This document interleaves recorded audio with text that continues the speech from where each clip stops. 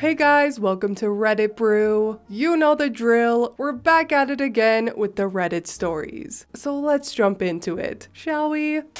Entitled mom smokes in the house and almost kills her daughter. About 5 years ago, my sister and her then husband had a daughter. My mother wasn't a good parent, and it seems to have passed on to my sister. For the first few months, I helped out a lot with their daughter. I'm an aerospace engineer, and I work from home most of the time, so I was available. My niece spent most of her days at my house, with her dad picking her up in the evening to take her back to their house. When she was about 4 or 5 months old, her mom, my sister, held a massive dinner party, which ended with my niece getting very sick. Apparently they had made a fire in the yard, and my 5-month-old niece had gotten smoke inhalation from being sat too close to the fire. This incident coincided with the start of an extremely important business trip for my brother-in-law that he couldn't miss. He didn't want his daughter to be home alone without him, as he knew my sister would party most of the month he was gone. So, my niece stayed with me for most of that time, and I grew quite attached to her, and her health made a full recovery. About 3 months ago, my niece started kindergarten. However, she was soon kicked out after they learned that she had no vaccines and she contracted measles. My sister recently lost custody in a court battle, and my niece's father can't take care of her Monday to Wednesday out of most weeks. So now I have partial custody of her, and made sure she was up to date on all vaccines so she could return to kindergarten. From doctor visits due to her being sick, we have also learned that because of the smoke inhalation from when she was an infant, she has asthma. Her mom was still allowed to see her every once in a while, and last week my niece stayed the night at her house for a day. Apparently, her and her friends were smoking weed and cigarettes for hours while my niece was locked up in her room, forced to breathe in the smoke. She passed out from lack of oxygen and was taken to the hospital by an ambulance called by the one responsible person at the party. My sister was arrested for child endangerment and child abuse, and she's probably going to go to prison. As for the other people at the party, apparently no one knew that my niece was even there. My niece is doing well, and she should be just fine, but we're watching her closely.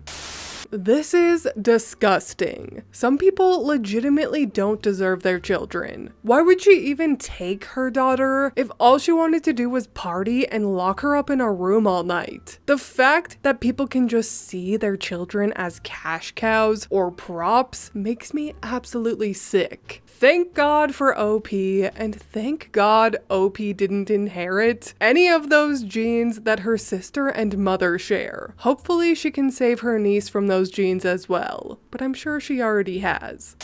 Entitled mother thinks I owe her 10K compensation because her son grew up to be a thug, just like I said he would. Years ago, my cousin Lucy and I had a strained relationship because she let her son Damien do anything he wanted, never punished him, and brushed away anything he ever did as boys will be boys, or he's just a kid, etc. It came to a breaking point between us when Lucy and Damien were visiting years ago. Damien was 12 at the time, and my daughter Maggie was 9. Maggie was sitting happily playing her Xbox in her bedroom upstairs. While Lucy and I were talking, Damien got bored and wandered off. A few minutes later, I hear screaming and crying. I rush up to Maggie's room to find her on the floor, blood all over her face, while Damien is just casually playing the Xbox. It turns out, he came up and demanded a turn on the Xbox. Maggie said, "Sure, just let me finish the level." So he snatched the controller from her hand and smashed her in the face with it, then shoved her out of the way. I rushed her to the hospital. Luckily, it looked worse than it was, and there was no lasting damage. And I live in the UK, so no medical bills. But I was furious. I told Lucy what Damien did, and she shrugged and said, "You know how boys are with their video games. She should have just let him play." I told her in no uncertain terms that she and her son were not allowed anywhere near me or my family. We got into a huge fight over this, where she of course tried to absolve her little angel of anything. So I lost it and told her that if she didn't discipline him and teach him boundaries, she would end up raising a monster who would grow up to be a thug or worse, which infuriated her. This caused fallout with the family for years, largely because Lucy lied and told everyone that her son and Maggie had just been play fighting, and that's how she got hurt. It was just an accident, and I was overreacting. After a few years, everyone forgot. I still forbade Lucy or her hellspawn from coming anywhere near me. Several other family members did the same. Can't imagine why. Fast forward to a little before the pandemic. Damien was 19. Just like I predicted, he soon learned that, thanks to his mother, he was bulletproof, as she would never believe he did anything wrong. So his behavior got worse and worse, to the point where he was kicked out of every school in the area and had to go to special school. I got a call from Frank, Lucy's brother, telling me that Lucy had been rushed to the hospital, that he knows we don't talk, but Lucy was seriously hurt, and he wanted to let me know. Despite our history, I went to visit Lucy, accompanied by Frank and his wife. Before this, we had been really close, and I was upset to hear she was hurt. When I got there, I was shocked by what I saw. She was really banged up, her face swollen, bruises all up her arms. It turned out Damien had done this. She was really struggling for money, and he refused to get a job. So she finally tried to lay down the law and tell him to get a job or she was throwing him out. So he attacked her, almost dislocated her jaw. It was horrific. Now, we had a history, but at this point, none of that mattered. I was worried and sad for her. I immediately asked her if she needed help with anything. She seemed surprised, but we ended up having a really heartwarming chat, with her saying how much it meant to her that I came to see her. I thought maybe we were turning a corner and could repair our relationship. We had been really close as kids. Oh, how wrong I was. A few weeks later, I started getting blasted on social media and getting nasty messages and texts telling me what an awful person I was and how could I do what I did to Lucy. I was confused. I hadn't done anything. I called Frank. He had no idea either, but said he would look into it. Turns out, Lucy had told everyone that I'd come to the hospital and mocked her, gloating, "I told you so," while she bawled her eyes out. I confronted Lucy about it, asking her how could she lie like that. She hit back that this was all my fault and it's what I deserved. If I knew this was going to happen, why didn't I do more to help her? She then demanded I pay her at least $10,000 for damages I caused. Like, WTF? She lied to everyone because she couldn't stand that I had been right and decided to punish me for it. For months, I endured hateful messages from family members who believed her lies. Not all my family believed her, of course, and Frank and his wife cleared things up about what really happened. He managed to record Lucy admitting that she lied, which got most off my back, but there were still a few relatives who had it in their heads that there's no smoke without fire, and I must have done something to make her say what she did, but they're all distant relatives on her side, so who cares? Then the pandemic rolled around. Everyone forgot the petty squabbles Lucy and her lies caused. But last month, we held a family gathering at my parents', the first in years due to the pandemic. Lucy showed up. Thankfully, Damien was absent on account of serving a prison sentence for aggravated assault and battery, unrelated to what he did to his mother. I went to ask Lucy how she was doing. The first words out of her mouth were, "You need to pay me what you owe me. If you don't, I'm taking you to court. I need that money. It's the least you can do for ruining my life." She followed me around the party, demanding I pay her, telling everyone who would listen that I had ruined her life. What a happy family reunion.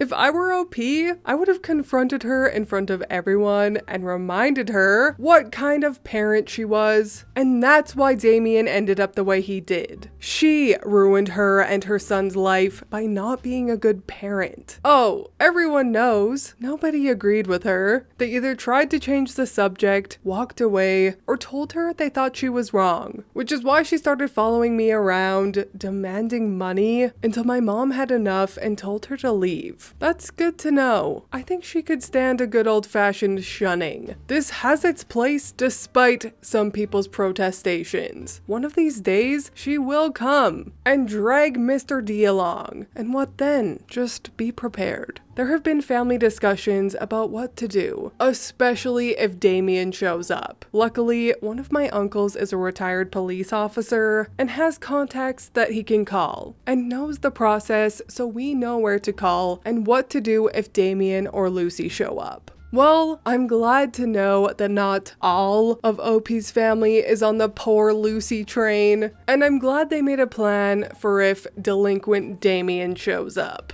Nothing boils my blood more than the boys will be boys excuse. I personally am so glad that I'm having a son so that I can raise him and hold him to the same accountability and standards. You bet your booty he's doing chores like laundry, dishes, and cooking. You bet your booty that he'll be disciplined for violence. You bet he'll be allowed to have emotions. I know, I haven't even started yet, and literally anything can happen, but I'm going to try my very darn best to put a respectful male into society without any gender stereotypes. Call me a hippie, I don't care. The boys will be boys line and gender roles piss me off, and they will not exist in my house. I think being raised with a neutral, open mind is so important for learning boundaries and respect. Anyway, that's the end of my rant. I hope you enjoyed these 2 entitled parent stories. If you did, please leave a like and subscribe. I truly appreciate when you do, and I will see you in the next Reddit story. Bye!